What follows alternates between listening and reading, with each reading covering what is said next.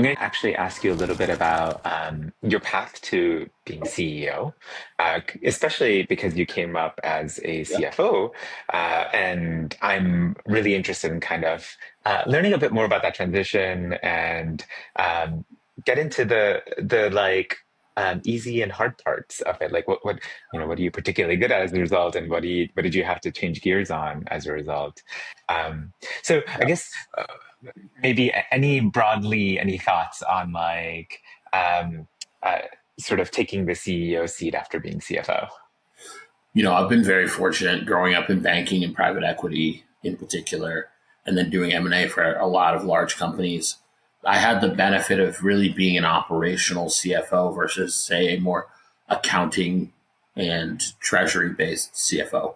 I actually started my career as a debt banker before moving into financial sponsors and then private equity. But I think that in each of the finance roles I've had, it's really been using finance as a conduit to how do we operate our business more efficiently.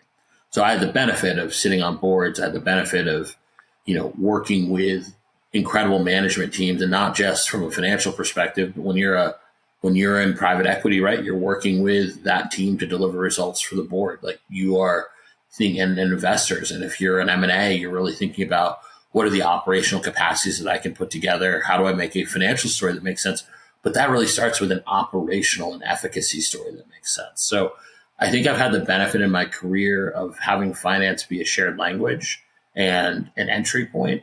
But so much of my time was really spent on the operations and function of a business. And I had incredible mentors and folks who really poured into me the idea that if you're just a finance guy, you aren't really doing anyone any good. You're a dime a dozen. But if you're a FinOps person, someone who really can dive into operations, isn't afraid to get their hands dirty, that's a lot of fun. I'll give you an example. I was at doing strategic finance at the TJX companies, and one of the things, company like TJX, which owns TJ Maxx, Marshalls, Home Goods, right? They're like scratching out half points of margin, right? I mean, if you go ask someone at Procter and Gamble how much they make on Tide, right? They make pennies on that $20 thing of Tide, right? So anytime you can scratch out 0.5%, but you have the volume, it makes a big difference. And one of the things I remember working through was we had this mountain of cardboard that was just sitting at our distribution centers. Well, it turns out you can actually sell cardboard back, for recycling for quite a pretty penny. And we're able to build an asset recovery and recycling cycle for that that was worth, 0.5 point of margin against our stores. Well, that's a lot of money when you think about a $45 billion, $60 billion business.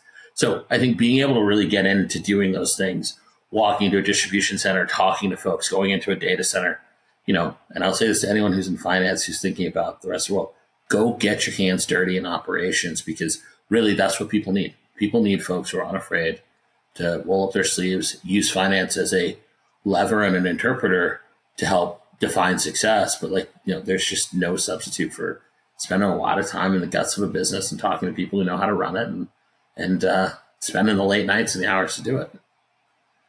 That's when you think CFO, you do not think walk into distribution centers, walk into stores. You think like stare at spreadsheets and You do format plenty of that as tables. well. How did you do that? Like, how did you be like, I'm gonna just go walk into this distribution center? You know what? You just have to keep putting stuff in front of yourself that will give you an opportunity to do that. One of the things that I've always been grateful for to Eric Westendorf and Alex Garrier at LearnZillion, as the co-founders who brought me in, they gave me access to all the operations of what we do, product, and I had an amazing CTO, Ian Latinsky, who's now at Great Minds, and folks, great product folks, um, who came in and said like, "Hey, let's open the door and let you kind of come in here and see how all these things work, and get to play around." And there's something to be said for that ability, right? That ability to really get in and see what that looks like. And I think about our product folks like Jody Rothstein or Beth McHugh who were there, all still in industry, still doing great work.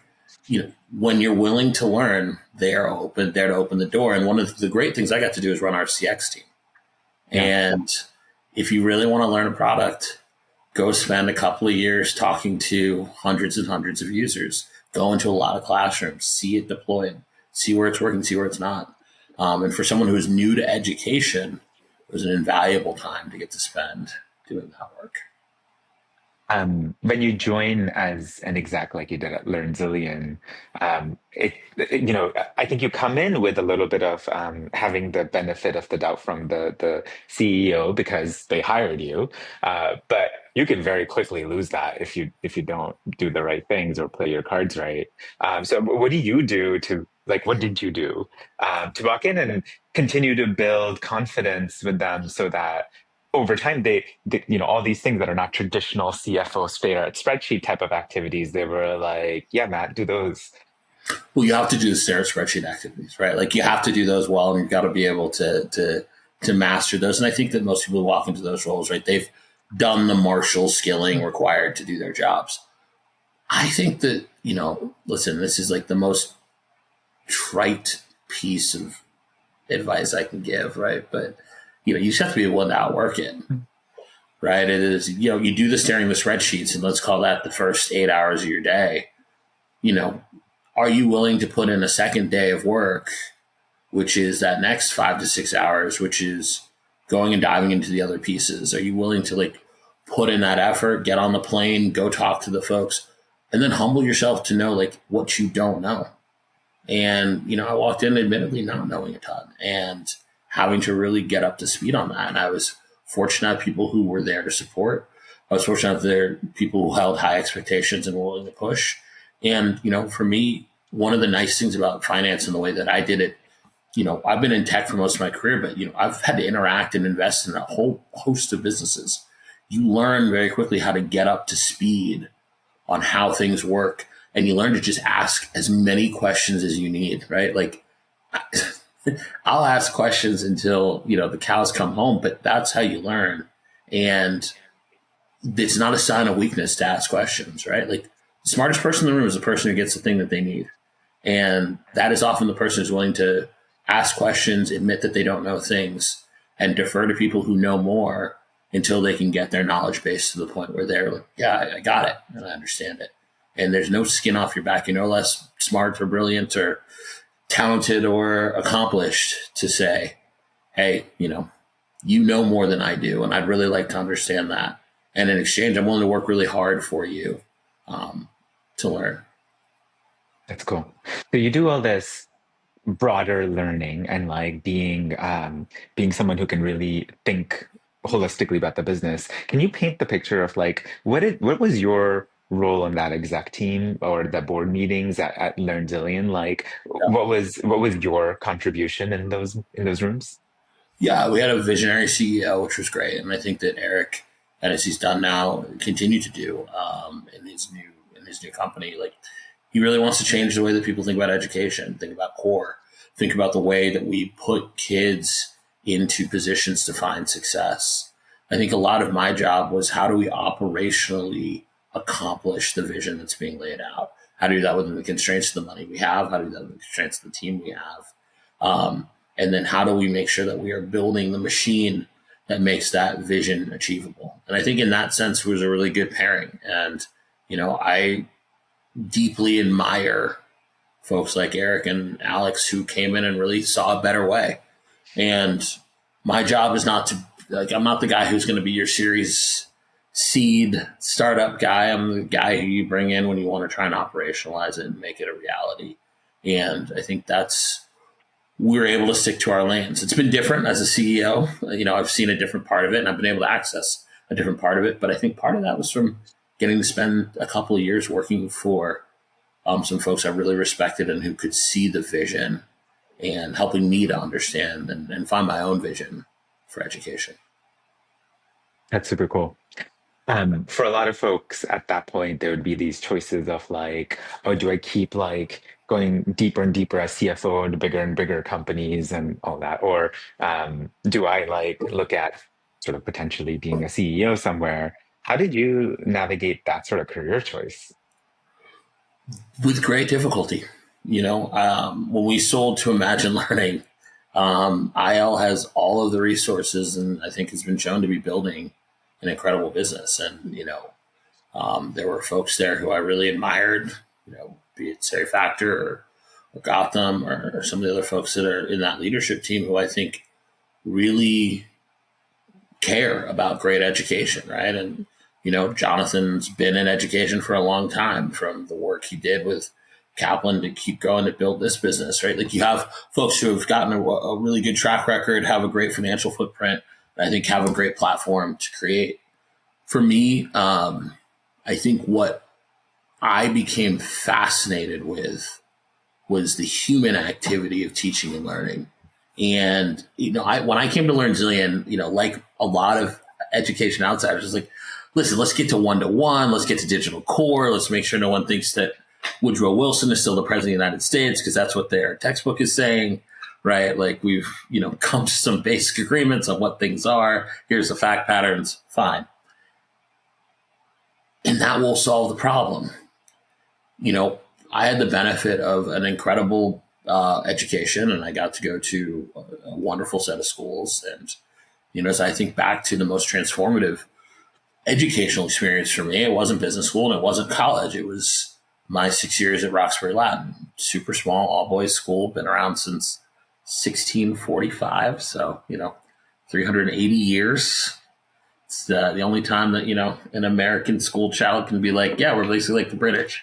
And it was an incredible place because, I had a class of 42 brilliant guys with whom I'm still close today. And it was about the human interaction.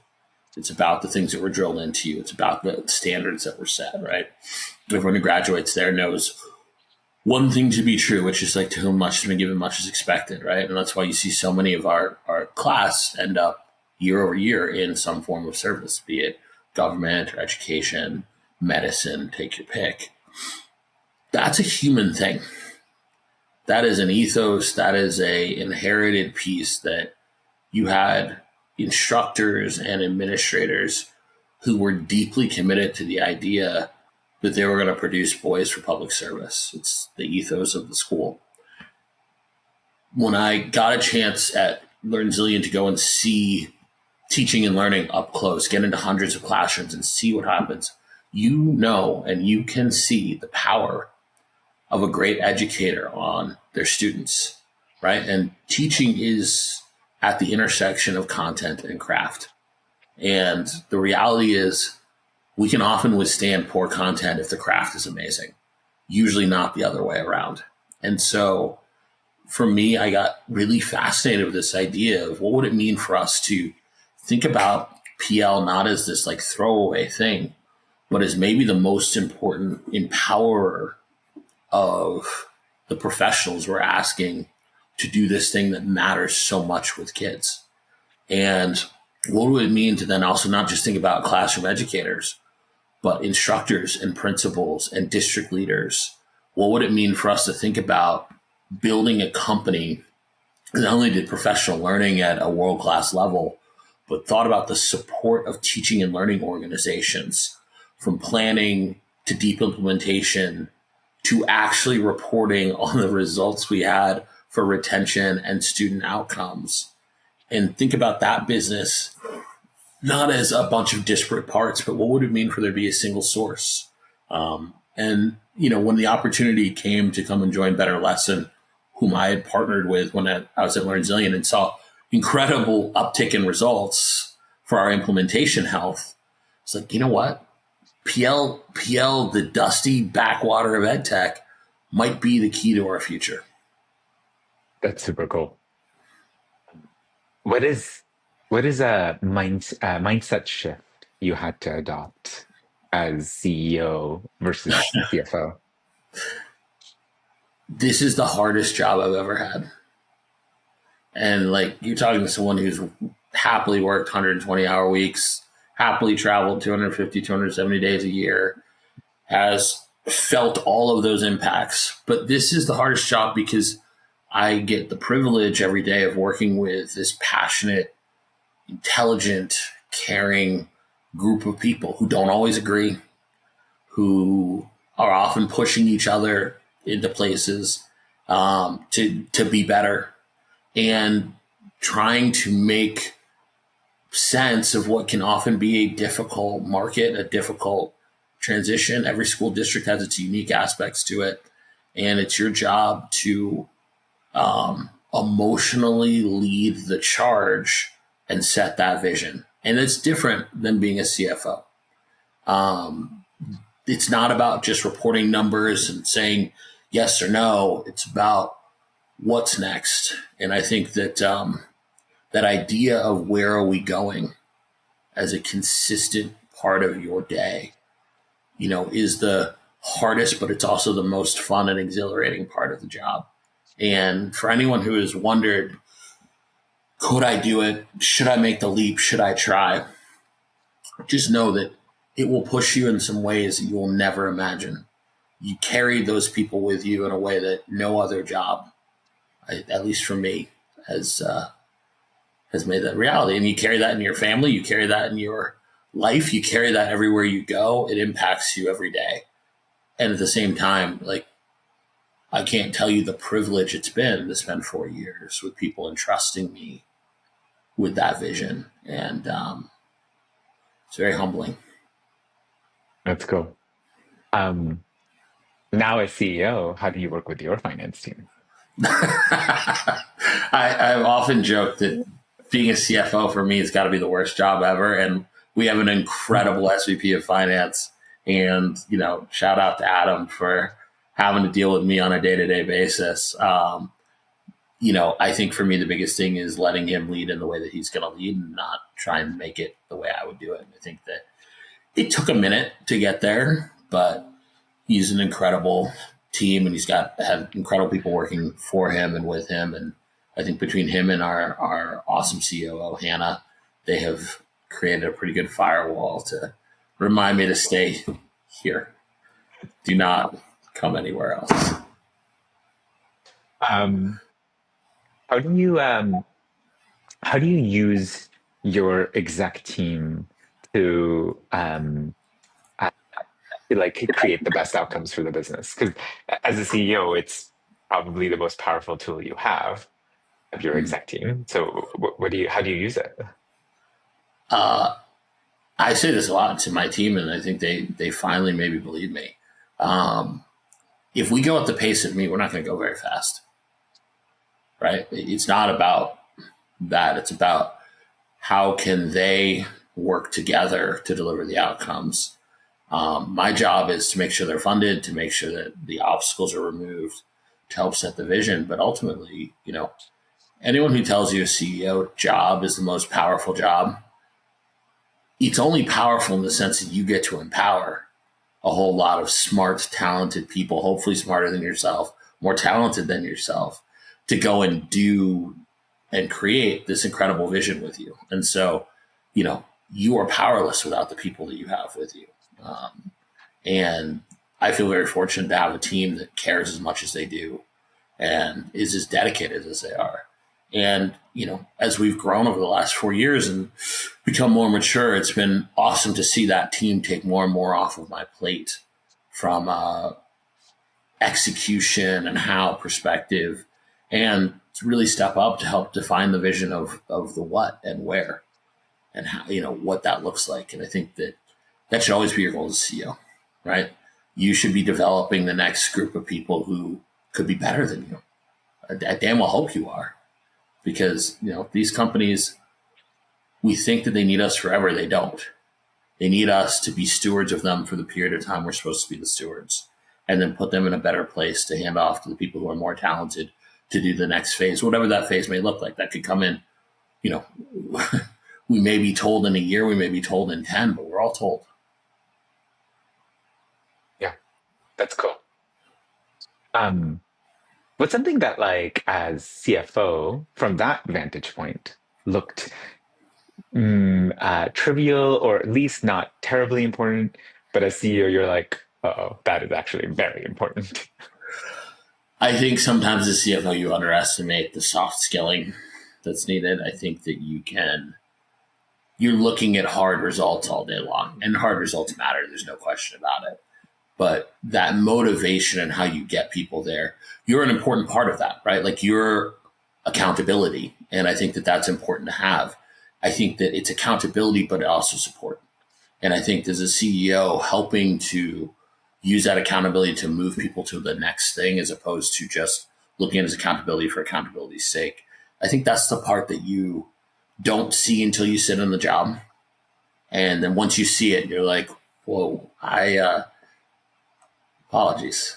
So I'll just take this chance. I apologize, Eric. I didn't see it as well as I should have. And I didn't until now. I love it. We can send him that clip. Yeah, 100%. 100%. Spreadsheet formulas do not care about soft skills. They do not. They do not, but you have to learn to account for them. Right. And like it's kind of like dark matter, right? Like it exists, but until you have, really seen it screw up your world, you don't believe in it existing. That's pretty great. It's so good. It's exactly like dark matter. You can feel its gravity, but Correct. you can't Correct. see it. Okay, changing gears a little bit again. You are unique in your breadth of experiences around M&A, both from sort of being on the advisory side, then being on the seller side, then being on the buyer side. And that is unusual. So curious, like to dig into that experience a little bit more and sort of what you've learned over time from all of those experiences. Um, maybe starting with like your first experience from being in the advisory side to being going through M&A at LearnZillion. Man, being an advisor and an investor, because I've done it both as a private equity investor directly, as well as, both buying and selling, as well as a banker advising on buying and selling. You just learn what a complicated process it is, right? And it is, you just have so many moving parts and pieces and helping, keep deals on track and on time, doing the evaluation effectively. You learn a couple of things. One is there's just going to be stuff you don't know. Like you can do the best diligence in the world. There is a closet full of things you did not see and you couldn't find. You got to anticipate that. So what does that mean?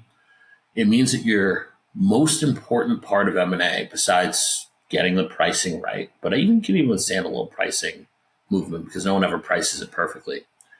Did you have the right post-merger integration plan to get to success? Did you put in the right pieces? So that first 180, 360 days, you know how to bring the people in, you know how to think about the products, you know how to evaluate the customers.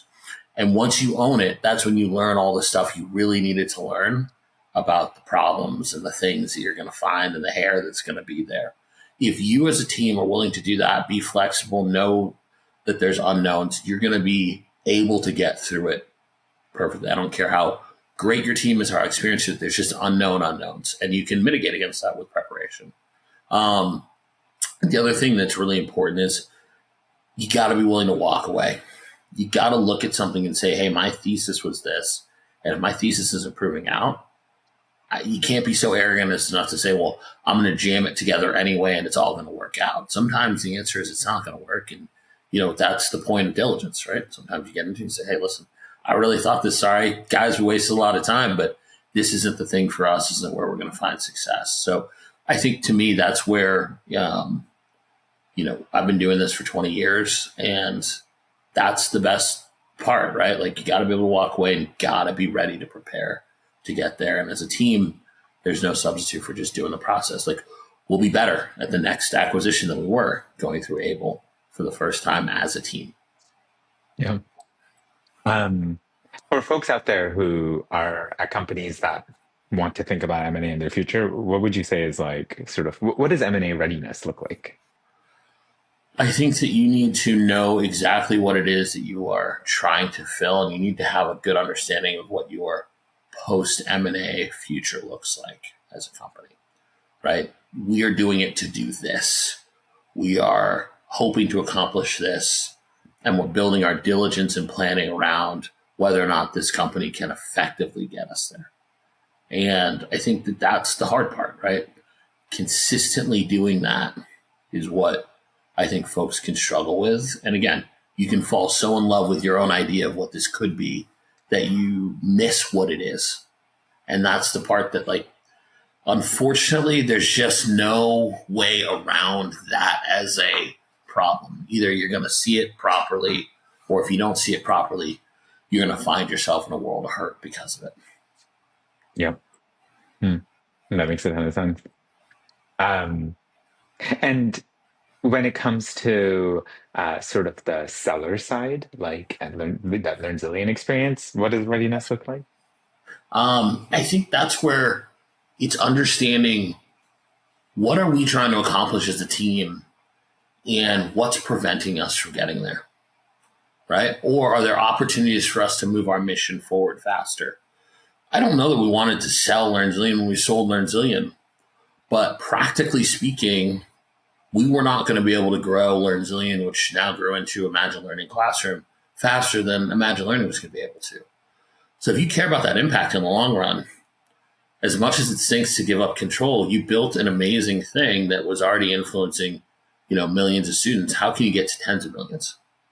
And how can you do so as fast as possible? And if what you built, you believe is the thing that helps move things forward in the right way, you gotta sometimes be willing to give it up to folks who can shepherd it to that next level of growth faster and better than you can. And I think that's a hard part. We all had I remember it distinctly. It was, December 20th, 2019, right before COVID. I was sitting at a hotel in San Francisco in case I needed to chase like the last couple of signatures. And I remember the closing call and went through those who haven't been through M&A, the last thing you do is you basically go through a closing call, which is a checklist and a funding call, right? It's like, you got to make sure the money moves to the right accounts, all the documents are released from escrow. It's like a very exhausting 45 minutes of perfunctory stuff that like you get through. And Dude, you're I bringing up remember memories. I remember exactly where I was sitting during there's a mine. bunch of people right now who are like diving for pillows or calling their therapist saying like, hey, yeah, we got to talk about it. I got triggered today. But like Sitting on the you couch, get through 7 that. a.m. Oof. Yeah, I remember sitting there and I went to sleep right afterwards. It was like we had like a 3:30 closing, like Eastern time closing thing to accommodate the West Coast. And man, I remember waking up on the 21st and feeling like there's a little part of you that mourns the death of something, right? And I say this to folks who I work with all the time, right? We're in the middle of like the hard days and everything else. Like just like close your eyes and do your best to remember these days because one day they won't be here anymore. Either we'll grow so much it's not the same, or we'll sell and we'll change, or people will leave. The magic of it. There's this old saying like, do you wish you would know the last time you went bike riding with your friends or the last time you were going to get together, right? Like you don't know what that is until it happens and then you realize it. It's the death of something, but it can also be the birth of something else. And I think that being able to have the perspective of, I loved this. This was amazing. I think we did great work. And I can see how someone can do this better than I can. If, especially in our industry, you really care about outcomes for kids, the job is to get to distribution. The job is to get in as many places as possible. And if what you're doing is the best thing possible for kids, it's much more meaningful when it's 50 million than when it's 5 or 50.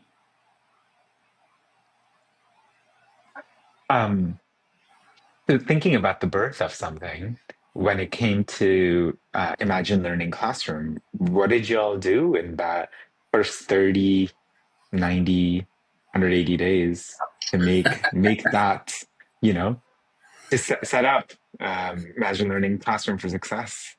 Well, and it took a good 18 months before it really started to 18 to 24 months before it really became ILC. I think Imagine always takes the smart thing of like, let's make sure we can run the thing that we bought, figure out what's there, what do we not know, and then incorporate it into what we do next. And so I think I've got a lot of respect for that team. They've done M&A forever. They're, obviously pretty seasoned pros at that point. And I think they took the right crawl, walk, run approach and then figured out what made the most sense. And I think that, just because you bought something yesterday doesn't mean you have to do something with it today. Sometimes it's like a new job, right? Like, what do you do in a new job when you come in? You spend the first 30, 60, 90 days talking to people and really understanding what it is that they're trying to accomplish, where they've headed, how they've run it. And I think that if you're smart, you're building some of that into your integration plan to really deeply understand it, because it's different once you own it. Yeah. Cool. Switching gears again. When I talk to both parents and educators now, it's obvious that there's like this very high degree of consternation about AI, and I think a lot of it ends up being driven by the fact that um, our like educational institutions and regulatory apparatus are much slower to evolve than AI. Well, pretty much everything in the universe is much slower to evolve than how fast AI is going. So, and that like mismatch is concerning. It's like what are the impacts of that mismatch going to be as the technology zooms while the adaptation crawls? Do you have perspective on this? Listen, I think that AI will be obviously deeply important to us, right? Just like the internet, just like personal computing, right? I think that we need to be smart enough to look at AI as a tool, right? And it's not a tool that's out of our grasp. Like you see a lot of smart folks like Aaron Moat and the Innovate EDU team working on things like the EdSafe Alliance, right? I know that the administration is going to be talking tomorrow about, how do we think about AI? I know the Biden administration did as well. I think the question for me in education is going to be, how do we think about AI and its various tooling uses as a part of what we want to do, right? Machine learning is not new, right? You can go back to Alan Turing cracking Enigma if we want to talk about like large data set analysis, right? And we've been doing that for 70 years. Using AI for things like differentiated instruction, right? Being able to look at tens of thousands, millions of use cases, thinking about differentiated outcomes. That's just a huge help because it allows us to get out of our own bias and our own limited data sets, right, as educators. And so I think that's nothing new. I think generative AI will also have its places when we think about lesson plan creation. We think about being able to kind of easily grok complex concepts. It will also be a help for us. It's not that we need to get rid of AI. It's that we need to start thinking about what is responsible use. And I think for us as a business, we're thinking about professional learning kind of in three pathways. First is, how can I use AI to help make administration of my district significantly more efficient, right? Like there's lots of ways that we can reduce some of the time and difficulty of administration, right? Using AI to help support that work. I think the second thing is, how am I going to use AI tools in my instruction, right? Everything we can do to help teachers get to what are the differentiated needs of the students in my classroom and how can I best address them every day from a planning perspective. AI is an ideal tool for helping support there. I think the final piece is, how am I helping my students responsibly think about the use of AI tools in their educational process, in how they think about research, writing, et cetera. I remember, I was in college. I think if we're in college around the same time when Wikipedia was just coming in. Wikipedia, which we knew was actually more accurate than most encyclopedias. Well, if you look it up online, how could it actually be real? Well, because I don't want to go to the stacks every time I want to look up a fact, right? Like it's insanity. That doesn't make any sense, right? I have a laptop and internet and a more accurate source.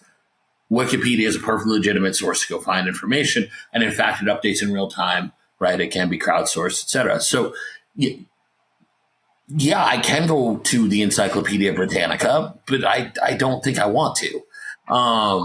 So I think the question really becomes, how do we think about responsible use? Because it can be incredibly helpful, right? And it can be incredibly useful tooling when you're using it to support your work, not to do the work for you. And then there's certain things we probably shouldn't be doing anymore because they are an actual waste of time. So I think that, every job in the future is going to look at you and say, do you know how to use AI tools to work efficiently? Right? That'd be like walking into an investment bank and saying, sorry, guys, I'm not going to use a computer and Excel. I'm just going to hand write it and see where that takes us. I bet I'll be faster. You won't be. right? And, not to pick on Booth, but like, there's no reason to be doing hand regressions for an entire quarter just to prove that you can, right? Like calculators get the job done. So I put all of that out there to say, this is not the first time we've had to deal with new tools. We know how to deal with them. I think my encouragement is for folks to look at ways to demystify it, embrace the tooling, really understand it. And before you say anything, really try it. Okay, I'm going to give one personal anecdote, and I'm going to hope my mom never actually listens to this podcast. So I hope you're down one listener, which is we were sitting around the kitchen table the other day, and I was messing around with Claude, and I was, I don't like it. Can it really, blah, blah, blah, something about, can it really tell me the same thing or write with the same efficacy I could? It's all right. You know what? Now, both my parents are lawyers. So it's like one of these fun debate things, right? Where I lose far more than I should when debating. I said, give me something, right? It's like, tell me why lawyers hate writing like regulatory documents based on rules that can often change, right? And so I went to Claude, give me a lawyerly response to blah, blah, blah in like one paragraph, right? So reads a paragraph, read it out loud. She's like, all right, well, that was really good. And that was like, that took 10 seconds. And it's like, but I was like, no, but there's no but here. You asked the question, it gave you the right answer. Does it need refinement? Sure. Does it make sense? But I said, if you needed to explain that to someone in 10 seconds and it was like a throwaway answer, why would you ever spend an hour crafting it? Right? Pump it in, give it a read, send it out. Like, it's not an important part of your job. Go spend your time on the critical stuff. And that's not to say that like that's a perfect example for teaching and learning, but it is to say we sometimes let our own imaginations of Skynet and everything else we've seen run wild versus saying like these are tools, and like every other tool you got to find responsible use for. It's really good.